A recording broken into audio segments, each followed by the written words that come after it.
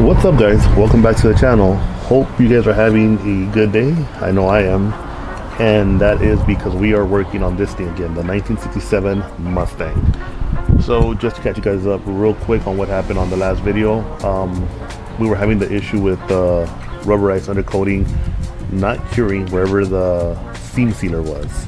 So just to kind of catch you guys up, basically what I ended up doing was I ended up using acetone to remove the rubberized undercoating on the areas only where the seam sealer was, because those were the only problematic areas. After that, I ended up using a 2K epoxy primer that I bought in a spray can from Eastwood, and let that cure, and then I resprayed it with the rubberized undercoating, and that basically cured within an hour. It was cured to the touch. It's now been about a week or two, maybe about possibly even 3 weeks, just because, you know, life. But yeah, man, I think now it's time to start assembling the front end. It is very important as a builder, or as a self-car builder. I don't call myself a car builder, I just work on my own things. It's very important that you guys kind of get a list of things that you might be needing, especially if you intend to do content like I'm trying to do for you guys. Because now that I'm looking at it, a lot of stuff I had from maybe years back, maybe dating back up to like about 4 years, and I missed a lot of things, but I'm not gonna let that stop me. What I got in store for this video is I got CPP upper tubular arms, we got Ridetech coilovers, we have CPP lower subframe, headers, starter, and I did powder coat the spindles off camera just to kind of get the ball rolling, because I am limited on time like always.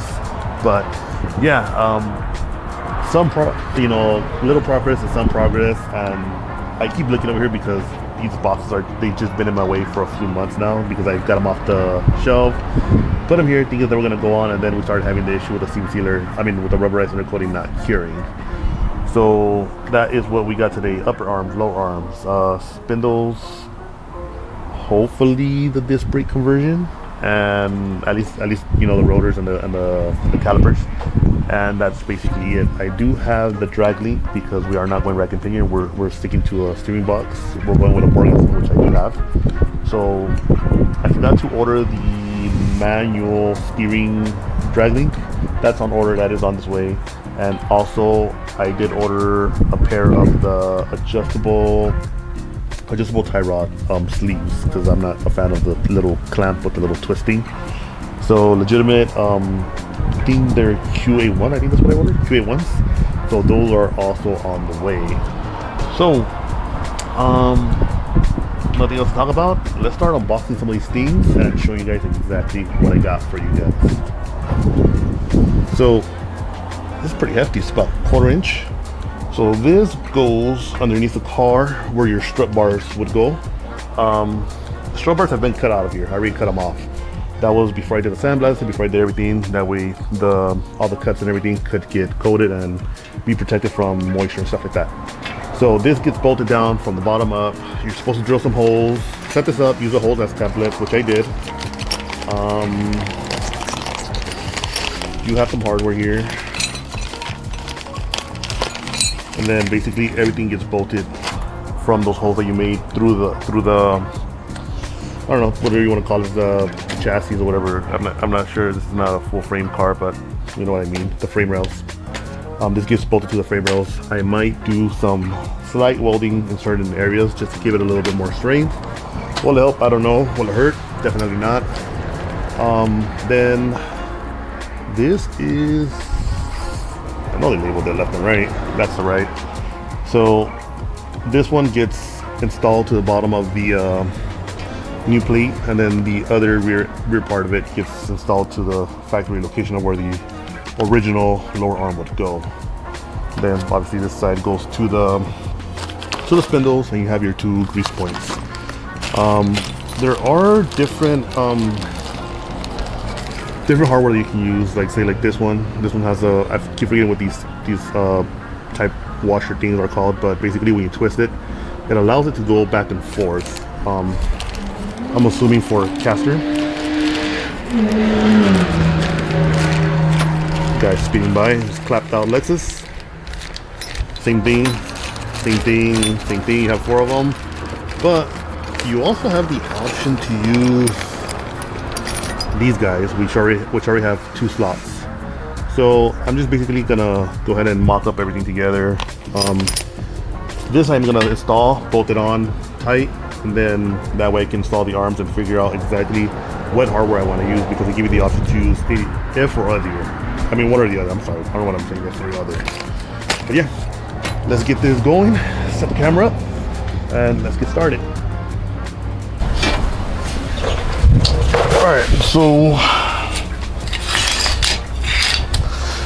looked up at the instructions for like a little bit, just kind of got familiarized with myself because I haven't seen this in a minute. So scratching it, damn it. Anyways, just kidding. So they want you to clamp this up, which makes sense, and basically they want you to drill the holes with a 7/16 drill bit, which I already did, as I mentioned. I'm just gonna use these clamps that I have. I have about 4 or 5 of them. So I'm gonna go ahead and I'm gonna clamp it on the sides and then 2 in the front, and that should technically hold this up. I have went ahead and I separated all the bolts, the washers, and nuts, all by size. That way it's a lot easier just to kind of understand what it is that, which bolt goes where and which nut, which split washer and all that stuff. So real quick, let's go ahead and mount this up real quick with the clamps.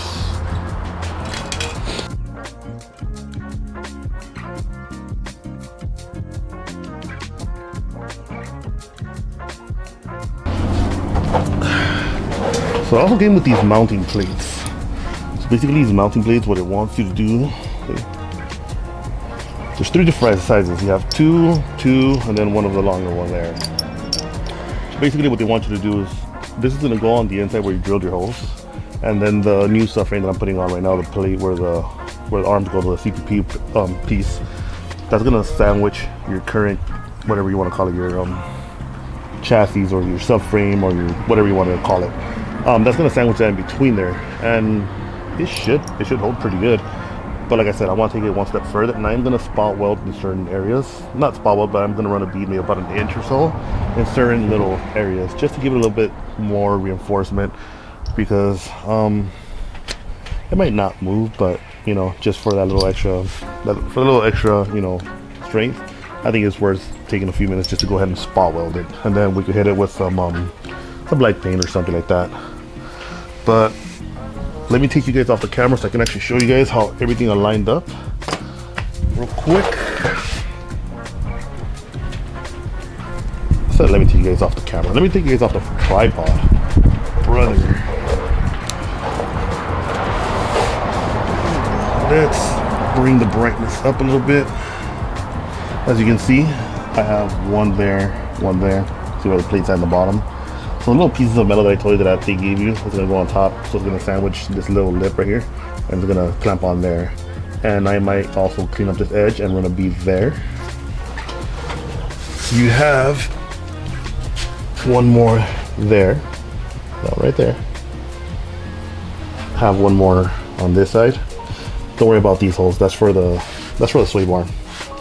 You have 2 more looking towards the front of the car. You have 2 more there. 2 in there and 2 in that pocket there, and obviously lastly the last 2 on this side. So there you guys have it.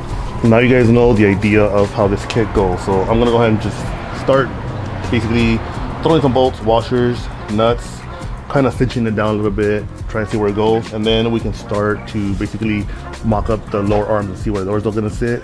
Then we can move on to the upper arms, then to the spindles, and lastly the Ridetech coilovers, which they were already on the car before, because I put them on maybe about 4 years ago when I brought the car home.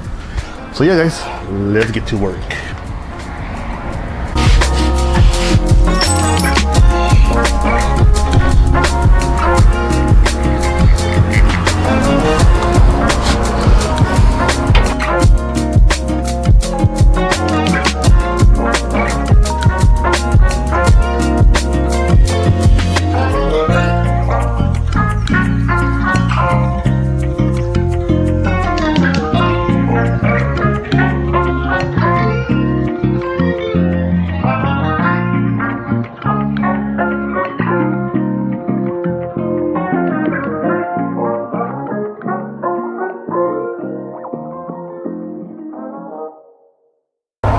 So now the issue that I'm running into is I'm not sure exactly how far down this is gonna sit, right?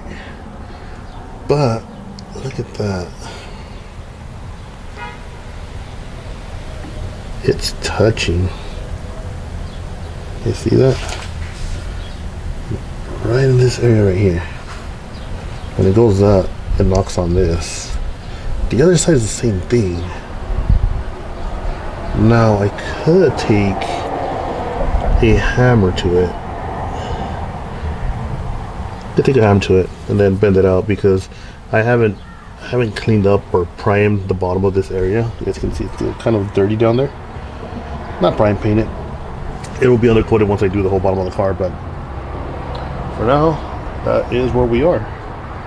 So what I'm going to do is I'm going to go ahead and probably put a jack or a jack stand in this position and do the same on the other side, and I'm going to go ahead and start to cinch down all of these bolts and get that little subframe piece bolted down all the way correctly. So with the lower subframe bolted on, next is going to be, oh, these are beefy. CPP's upper control arm. Feels like they got nice ball bearings in it. Real cool. Yeah, so that's next up on the list. So we're gonna go ahead and do the installation on these, which should be pretty easy. Get both of these unpacked, opened up.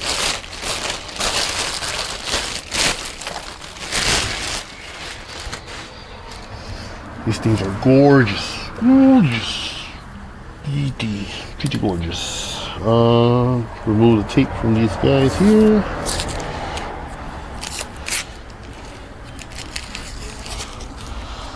So if you guys are kind of wondering why I'm installing CPP products, it's not because I am sponsored by them. I could be, but I'm not.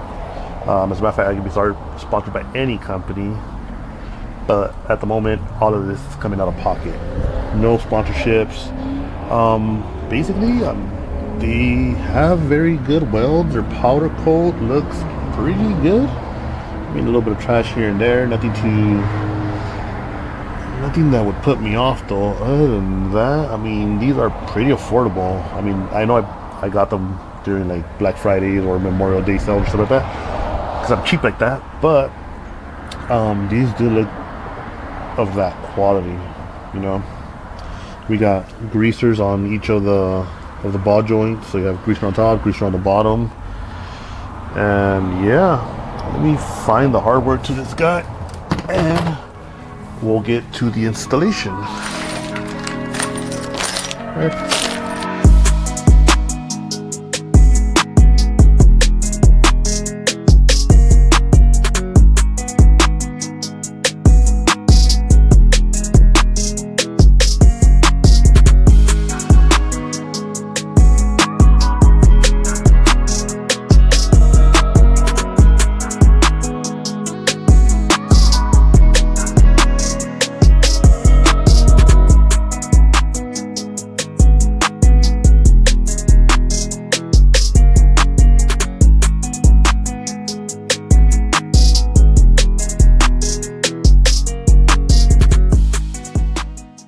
So, as I mentioned before earlier in the video, I did go ahead and buy the original Mustang spindles. The ones that I had on here were for a Granada, and those were just not cutting it. So I had to go ahead and find a used set on eBay. They were in pretty good shape when I found them. What I ended up doing was I ended up sandblasting them and then just powder coating them. Perks of having your own powder coating equipment.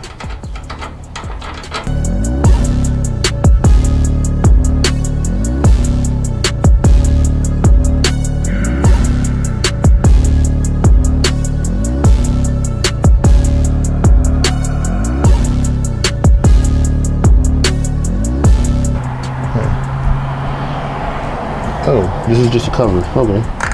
Idiot.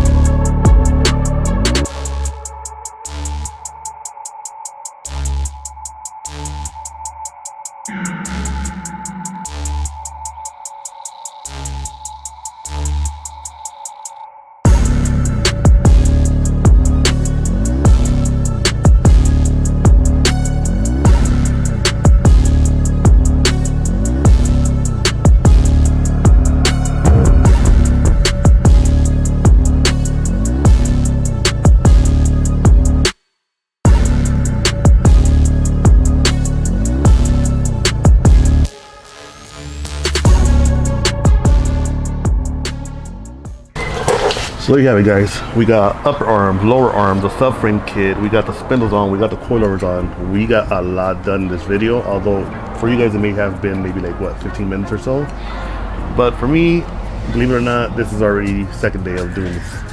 So if you guys have stuck around to the end of this video, thank you so much. I know, like I said, I know this video is very long. Appreciate you guys. So yeah, I think next we're gonna start jumping into the brakes. We need to get the brakes, we need to get the calipers, the rotors, the hubs put together so we can put the wheels back on. And then essentially what I would like to do is I would like to get this car flipped around in my garage so that I can start working on the rear end of this car. We have a lot of work to do back there. We have to cut the quarter panels to make sure that the wheels do not rub with this wide body kit. We need to figure out if we need to order leaf springs, which most likely we will, shocks. We need to figure out what's going on with the gas tank.